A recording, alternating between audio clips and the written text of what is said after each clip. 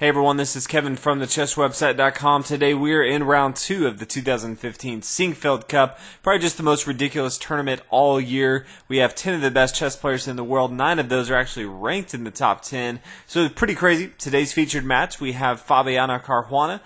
In my opinion, one of the best up-and-comers, young guy who I think is going to challenge Magnus Carlsen in the future for kind of the best chess player for many, many years to come. He's actually playing under the American flag for this tournament, which is pretty cool, especially since this tournament is in the United States, St. Louis, Missouri. His opponent, none other than Magnus Carlsen, the current reigning champion. So going to be a really good match. What's interesting about this is both of these players lost in round 1. Caruana lost to Aronian. He was playing the black pieces in that match. And then Magnus Carlsen lost playing the white pieces in round 1 to Topalov in a pretty disappointing round 1 where he had an advantage, let it slip away. So going into round 2, both of these players looking to get back on track, needing a win to make sure that they are climbing up that leaderboard. And some of these players are really, really going for it. Definitely already have a couple wins on board. So we'll go ahead and get into it. Fabiano starts out with pawn to e4, pawn e5, knight f3, knight c6, bishop here to b5, getting into the Ruy Lopez. There's a ton of ways that black can respond to this, but we do see the Morphy defense with pawn to a6, bishop back here to a4, knight f6, and then castle on the king side. Now Magnus Carlsen has a few options from here. He always has the Russian defense, pawn to d6, pretty common. He has the open defense if he wants to go ahead and take here on e4, just blow up the center of the board. He has your classical defense, the bishop to e7, castle on the king side, go from there. Decides to go for kind of the unorthodox archangel defense. You don't see it super often. Pawn to b5, forcing the bishop back, and then bishop here to b7.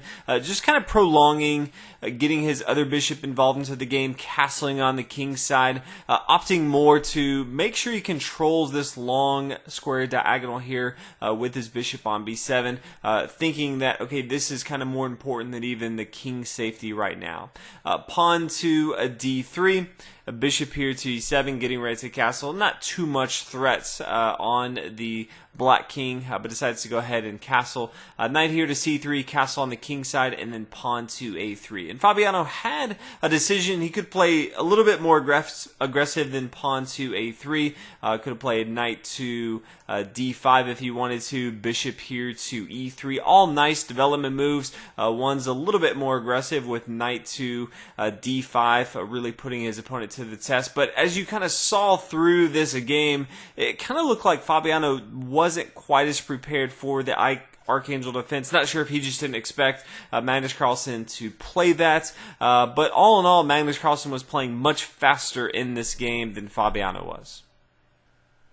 After Fabiano plays pawn to a3, we see pawn to d6, just completing this pawn chain right here.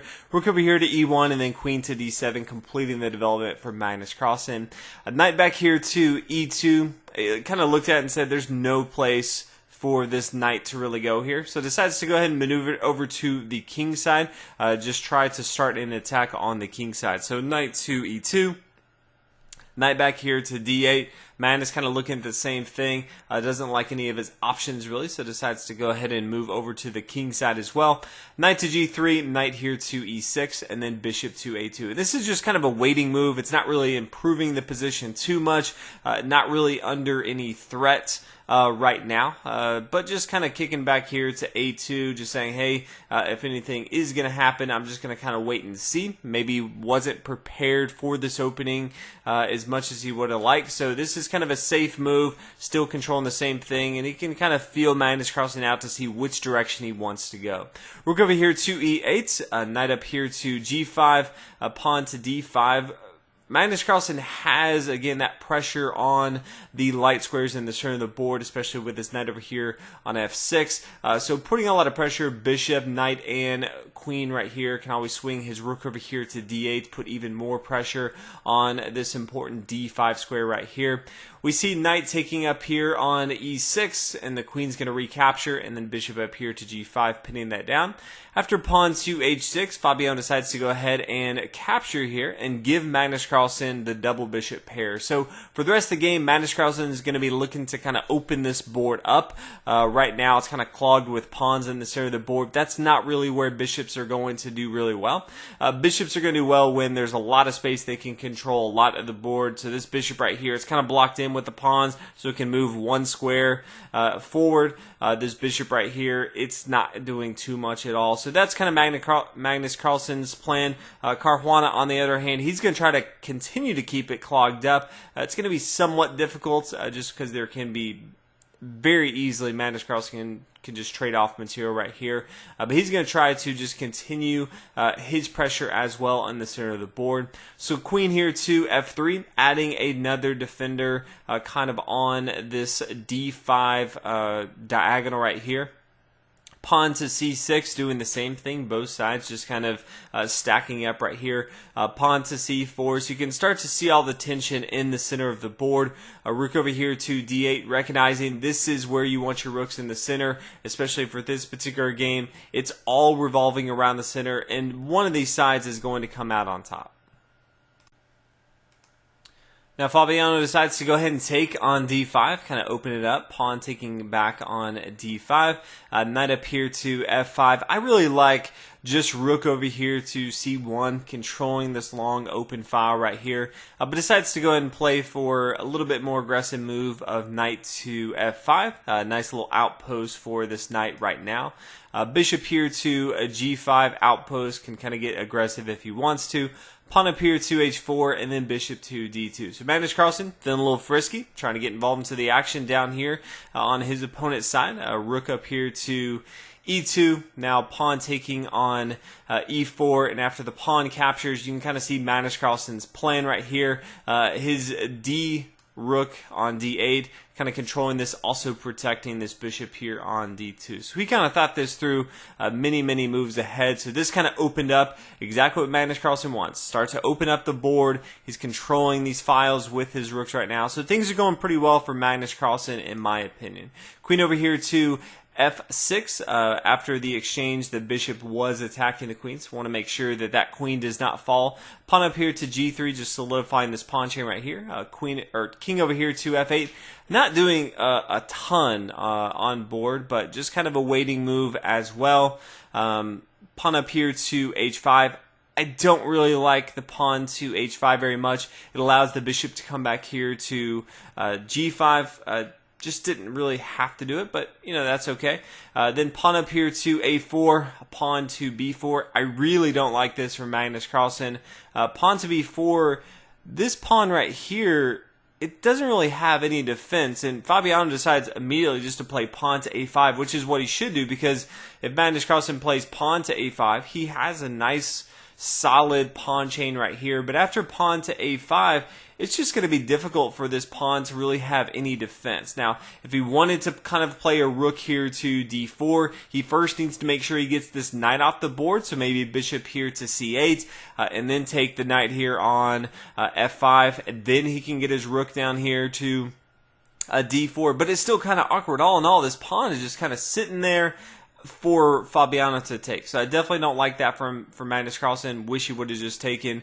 Let's go back and say, okay, if he does take, then all of a sudden the bishop comes up here to c4. But this is fine. He's going to be okay on material. So all in all, didn't like it as much. But pawn to b4, pawn up here to a5, king back here to g8. Not doing too much with his kings right now. But bishop here to c4. Rook down here to d7, not going to be able to stop this threat. Rook up here to a4, now threatening to take the pawn here on b4 that is now left undefended. King over here to h8, so Magnus Carlsen using a lot of his moves to just move his king back and forth. The rook decides to go ahead and take here on b4, and then pawn to g6 after the exchange. The knight is forced to move, but first we're going to see the queen come over here. Now after the bishop comes down here to c6, just because the rook was attacking with the queen as backup here. After the bishop to c6, now we see the knight come back here to e3. We see the bishop recapture here on e4. So equalizing in material, I think Fabiano has a much much better position on board. This next move is a pretty tricky one. Fabiano decided to go ahead and play bishop here to d5. I think that's a really inferior move. He didn't have much time on board, so that's kind of the thing as you are analyzing these.